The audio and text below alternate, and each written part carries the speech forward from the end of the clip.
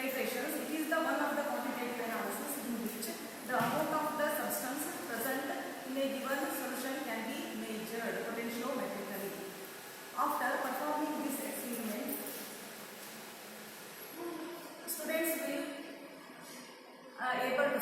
be able to determine the equivalence point of the strong acid using EMF values versus amount of sodium hydroxide solution added.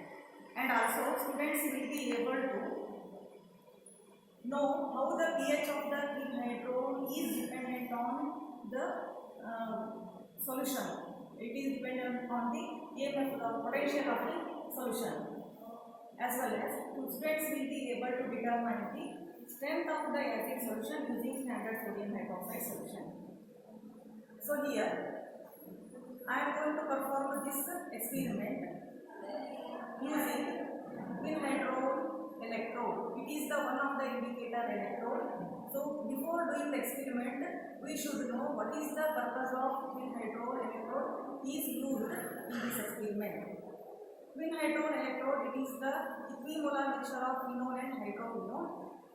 It cannot be easily added to the strong base solution because the equilibrium between the quinone and hydroquinone will be disturbed. The standard electrode potential of quinhydrol is using the Nernst equation. It is 0.6996 volts. The overall potential of the cell is equals to EMF of cell is equals to EMF of right cell minus EMF of left cell. So in potentiometric titrations, we are using quinhydrol is as an indicator electrode along with reference electrode, that is saturated yellow electrode, whose potential remains constant. And the other electrode whose potential varies on the concentration of the solution. According to Nernst equation, the EMF of cell is equals to 0.6996 minus 0.0591 log of H plus. Particularly this equation is used for the calculation of the pH of the solution. Now our aim is to determine the strength of the solution. That is why this equation is not necessary. After doing the experiment, we get a titration curve. So the titration curve should be like this. We have to plot a graph, amount of sodium hydroxide added versus delta E by delta V. It will give a large peak at the center and along with the small peaks. So the large peak corresponds to the equivalence points of the HCl solution. So using this equivalence point, we have to calculate the normality of HCl taken. That is using this formula, N1 is equals to N2 P2 divided by value of P1.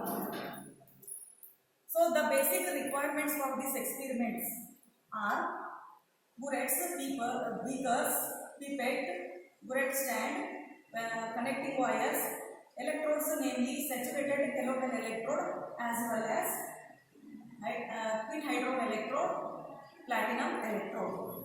The chemicals required are approximate concentration of HCl solution, standard solution of sodium hydroxide solution, as well as digital potentiometer. Now I will explain briefly how to do the experiment. Digital potentiometer. Here there is a 2 knobs and we have to note or record the EMF values of the electrodes or cell. So these are the electrodes we are going to use commonly in the potentiometric titrations. One is platinum electrode and another one is saturated calomel electrode. Its potential is always constant, but indicator along with coupling with platinum and as well as saturated calomel electrode, I am going to use indicator electrode. So it is a quinhydrol electrode. I am going to, by taking a small pinch of quinhydrol electrode in a given HCl solution, I am going to set up the electrodes. E cell is equals to, I have written in the blackboard. That is saturated gallium electrode as well as green hydrogen electrode, platinum electrode. That is the cell setup. So I am going to connect these two electrodes. Namely, saturated gallium electrode can be connected into the negative point, that is negative terminal, and platinum electrode connected to the positive terminal of the potentiometer. So I have to insert these two electrodes in a beaker containing HCl.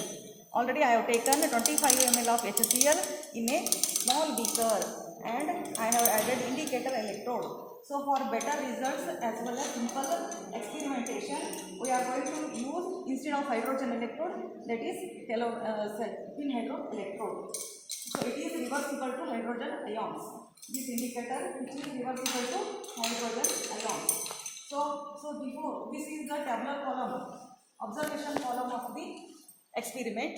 In observation columns, we have to add sodium hydroxide from 0 ml to 40 ml in this way. 0 ml in the beginning point up to 20 ml, we have to add 2 ml of sodium hydroxide to the beaker. So on the addition of 2 ml of sodium hydroxide, the EMF, there is a change in the EMF of the solution. So there is a slight change in the EMF values we have noticed. After 20 to 30, so we have to add a small quantity of sodium hydroxide. It means 1 ml. So here we will get a sharp change, sharp as well as sudden change in the EMF value. So that is recorded as a highest peak. So using highest peak, we have to calculate delta E, delta V as well as delta E by delta V. So I will take in the 0 ml the EMF value of solution. Before doing the experiment, we have to calibrate this potentiometer at 1.018 volts using this knob. So I will take at 0 ml, the potential of the HCl solution is 337. So here I have written the readings, that is 337. So in doing the experiment, we have to standardize this potentiometer. So we have to, I will connected a two electrodes, namely saturated calomel electrode as well as platinum electrode in the negative terminal as well as positive terminal. So using this knob, I have to calibrate potentiometer. So the value of EMF of electrodes should be 1.018. 1.018 C. So we have to adjust this EMF value using this knob. So I will get 1.018. So see, this is the 1.018 of EMF of cell. So after this, it means the potentiometer is ready to do the experiment. It is completely standardized. Now we have to keep these two electrodes in a solution containing already HCl solution. Keep these two electrodes in a beaker. So I am going to add 2 ml of sodium hydroxide to the 25 ml of HCl solution. I will record the EMF value. In the beginning, I have observed there is no sharp change in the EMF values. See. So, in the 0 ml, I have noted 337 EMF volt. So, after adding 2 ml, I have observed EMF value 333. It means, so there is no sharp change in the EMF of solution. So in this way, I am going to add again 2 ml of sodium hydroxide.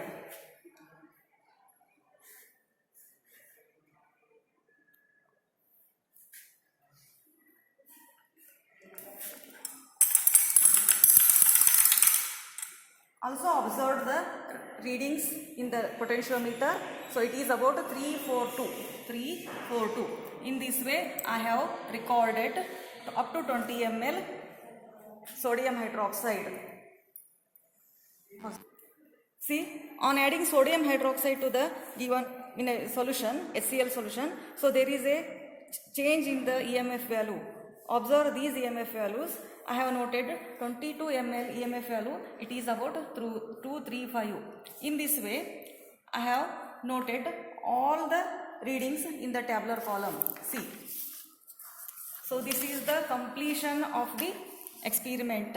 So here I have added up to 40 ml sodium hydroxide to the 25 ml HCl solution.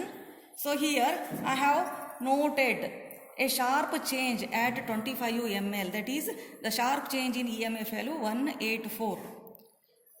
So I will calculate the difference in the volume as well as difference in the EMF in volts as well as delta E by delta V, so as in the tabular column.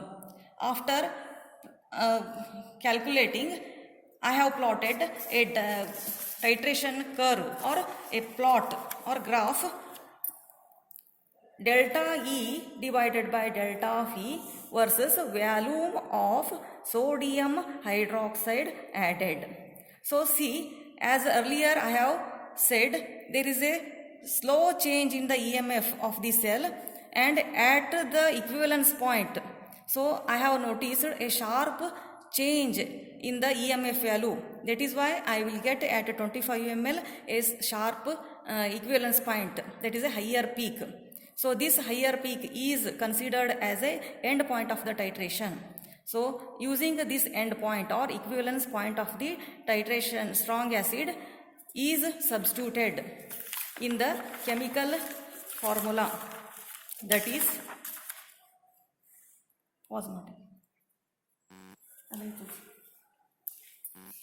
So this is the calculation part of the experiment. So here our aim is to determine the normality of HCl. Normality of HCl is equals to normality of sodium hydroxide and end point from the graph divided by volume of hydrochloric acid taken. So already we know sodium hydroxide, it is a standard solution, its normality is 0.1 N. So I get 25 ml of equivalence point of strong acid. So I have substituted 25 ml in this equation, and volume of HCl taken, that is 25 ml. So using after calculating, so the normality of HCl is found to be 0.0999 N. So in this way we are going to determine the normality of hydrochloric acid using standard sodium hydroxide using quinhydrone electrode potentiometrically. So these are the important applications of the EMF measurements. Okay, this completes the experiment. Thank you one and all.